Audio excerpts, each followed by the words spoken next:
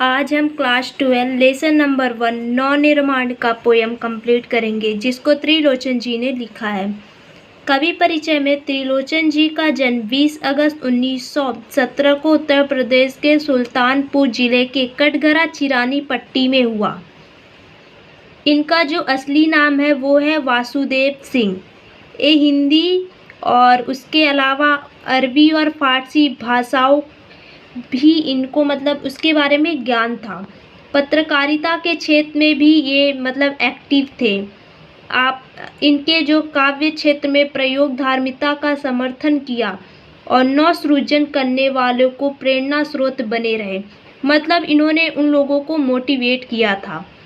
इनका जो साहित्य भारत के ग्राम समाज के उस वर्ग को संबोधित करता है जो वर्षों से दबा कुचला हुआ है। इनकी जो पोयम है, इनकी जो ये पोएम्स होती हैं, ये उन लोगों के लिए होती है जिन्हें हमेशा दबा के या फिर उन्हें नीचा दिखा के रखा जाता था।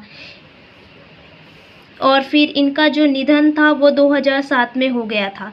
प्रमुख कृतियाँ ये बहुत इम्पोर्टेंट होता है क्योंकि यहाँ से पेपर में क्वेश्चंस आते हैं, 2 मार्क्स के, 1 मार्क्स के।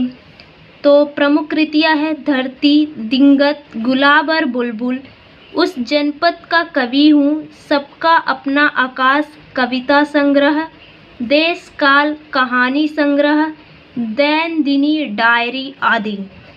विधा परिचय। चतुष्पदी।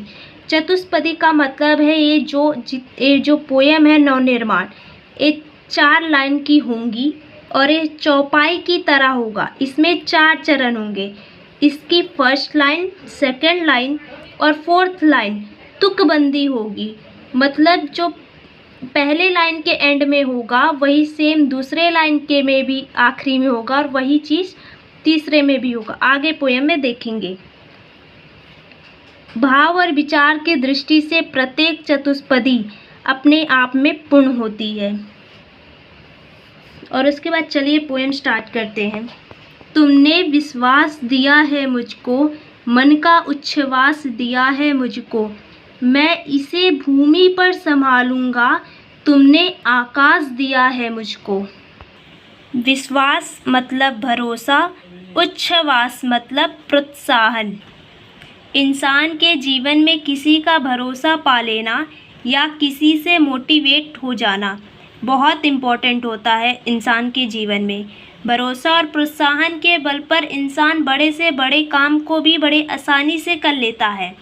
कवि कहते हैं कि जो तुमने मुझे विश्वास और प्रेरणा दी है वह मेरे लिए बहुत ज़्यादा महत्वपूर्ण है। इन्हें देकर तुमने मुझे संसार ही दे दिया, पर मैं इन्हें संभाल कर अपने पास रखूँगा। अगर मैं आकाश में भी उड़ूँ तब भी मेरे पाँव हमेशा ज़मीन पर ही रहेंगे। ऐसा वो धरती मैया को संबोधित करते हुए कहते हैं।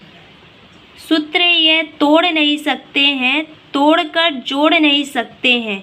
व्योम में जाए कहीं भी उड़ जाए, भूमि को छोड़ नहीं सकते हैं।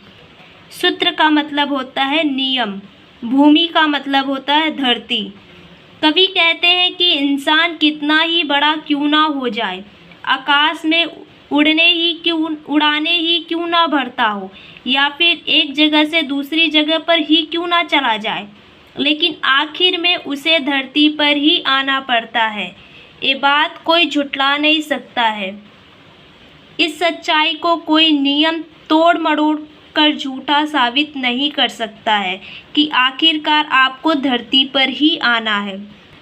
सत्य है राह में अंधेरा है, रोक देने के लिए घेरा है, काम भी और तुम करोगे क्या, बढ़े चलो सामने अंधेरा है। घेरा का मतलब होता है चारों ओर से घिरा हुआ। त्रिलोचन जी मनुष्य से कहते हैं कि आपकी राह में अंधेरों से भरी हुई है। आपकी प्रगति को रोकने के लिए तरह तरह की कठिनाइयाँ रास्ते में आ रही है, तब भी आपको संघर्ष के मार्ग पर चलते रहना है।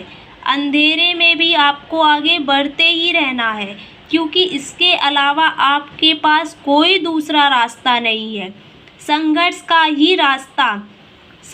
का रास्ता कभी नहीं छोड़ना चाहिए। संघर्ष से ही सफलता प्राप्त होती है। बल नहीं होता सताने के लिए, वह है पीड़ित को बचाने के लिए। बल मिला बल बनो सबके, उठ पड़ो न्याय दिलाने के लिए।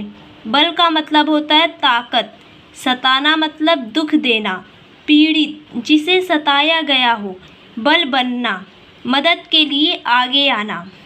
कवि कहते हैं कि मनुष्य को बेफालतू कामों के लिए अपने बल का प्रयोग नहीं करना चाहिए, उसका उपयोग सही कामों के लिए होना चाहिए। वे कहते हैं कि इंसान के पास बल किसी असहाय व्यक्ति को सताने के लिए नहीं होता है, बल्कि वह किसी असहाय व्यक्ति की रक्षा करने के लिए होता है। अगर भगवान ने तुम्हें शक्ति दी है तो तुम कमज़ोर लोगों के बल बनकर उनको न्याय दिलाने का काम करो।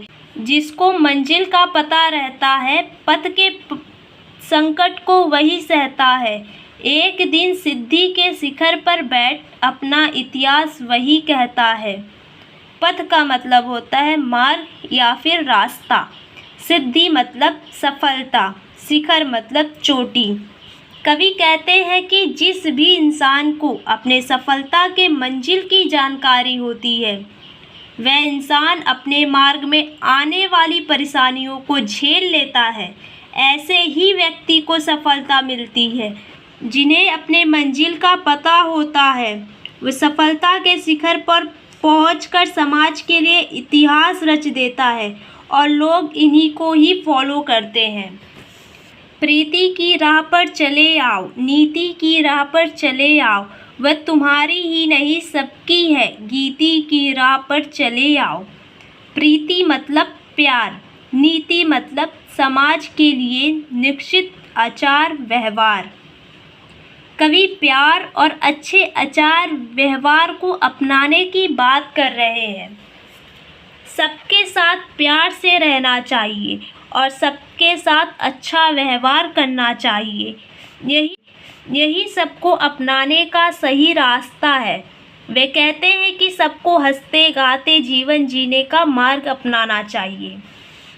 साथ निकलेंगे आज नर नारी, लेंगे कांटों का ताज नर नारी। दोनों संगी हैं और सहचर हैं, अब रचेंगे समाज नर नारी। सहचर मतलब साथ रहने और चलने वाला। रचना का मतलब निर्माण। कवि कहते हैं कि स्त्री पुरुष दोनों एक साथ मिलकर विकट समस्याओं को सुलझाने का काम करेंगे। दोनों कंधे से कंधा मिलाकर काम करेंगे और नए समाज की रचना करेंगे, जिसमें सबको समानता का अधिकार मिलेगा। वर्तमान बोला अतीत अच्छा था, प्राण का पथ का मीत अच्छा था। गीत मेरा भविष्य गाएगा, यो अतीत का भी गीत अच्छा था। अतीत बीता हुआ, मीत मित्र। कवि कहते हैं वर्तमान और अतीत की बातें करते हुए कहते हैं कि वर्तमान के हिसाब से बीता हुआ कल अच्छा था। उस समय जीवन के पथ में साथ निभाने वाले अच्छे दोस्त थे। और वर्तमान कहता है कि भविष्य में जो लोग हमारा भी गुणगान करेंगे। वैसे तो अतीत का भी गुणगान करने लायक था। तुकबंदी क्या होता है अभी बताती हूँ। तुमने विश्वास दिया है मुझको, मन का उच्छ्वास दिया है मुझको, मैं इसे भूमि पर संभालूंगा, तुमने आकाश दिया है मुझको। पहले लाइन का आखिरी में मुझको, दूसरे लाइन का भी आखिरी में मुझको, और तीसरे का तो नहीं है, चौथे का मुझको। इसका प्रथम, द्वितीय और चतुर्थ चरण में तुकबंदी